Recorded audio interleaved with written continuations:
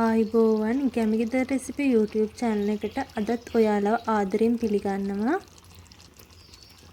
අද මම ඔයාලට කියලා දෙන්න හදන්නේ සාලයෝ මාළු කොහොමද මිරිසට හදන්නේ කියලා. මම මෙතන අරගෙන තියෙන්නේ සාලයෝ මාළු 500ක්. අපට ඕන කරනවා කහ කුඩු තේ හැඳි කාලක්, ලුණු කුඩු තේ හැඳි භාගයක්, ගම්මිරිස් කුඩු තේ හැඳි කාලක්. ඊට පස්සේ අපි මාළු ටික හොඳට මිශ්‍ර කරගන්න ඕනේ. ඊළඟට අපි මාළු ටික විනාඩි 20ක් විතර පැත්තකින් වහලා තියා ගන්නවා. ඊට පස්සේ අපි භාජනය ලිපේ තියාගෙන තෙල් මේසෙන් දෙකක් එකතු කරගමු. රත් වෙච්ච තෙල් එකට අපි එකතු කරගන්නවා තලාගත්ත ඉඟුරු සුදු ලුණු, කපාගත්ත බී ලුණු කෙටියක්, රම්පේ කරපිංචා, කුරුඳුපුතු එනසල් කරාඹු නැටි. අපි හොඳට ඒක තෙලේ බෙද ගන්න ඕනි හොඳ සුවඳක් එනකන්. ඔයාලා සුදු ලුණු එකතු කරද්දී පොත්ත පිටින් එකතු කරන්න. මොකද හොඳ සුවඳක් එනවා බෙදෙනකොට. ඒ වගේමයි පොඩිවට කපාගත්ත මිරිස් කරල් කීපයක් එකතු කරගන්නවා.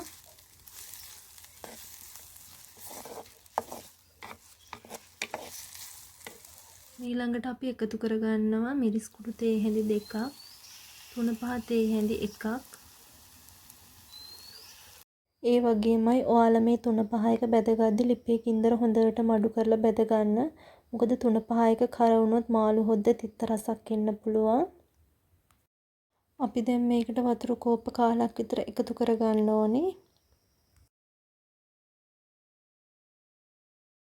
හොද්ද පැහිගෙන එද්දි අපි ඒකට මාළු ටික එකතු කරගමු.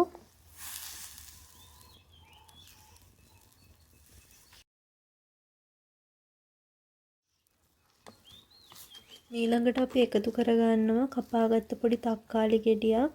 ඒ වගේම හීනියට කපාගත්ත ගොරක කෑලි 2-3ක්. ඔයාලා ගොරක එකතු කරද්දී හීනියට කපාගෙන එකතු කරන්න. මොකද එතකොට අපිට ඒක කන්න පුළුවන්.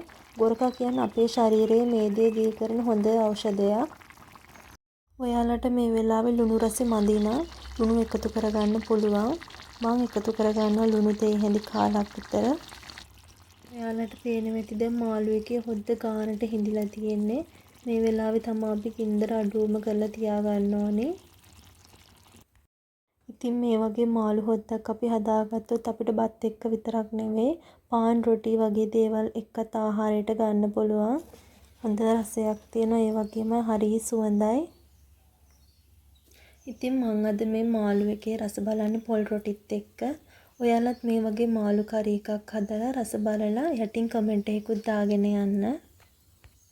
ඉතින් ඔයාලා මේ වගේ රස වීඩියෝ බලන්න දිගටම කැමති නම් අපේ subscribe කරලා තියාගන්න. අදට ගිහින් එන්නම්. ඔයාලා හැමෝටම සුබ දවසක්.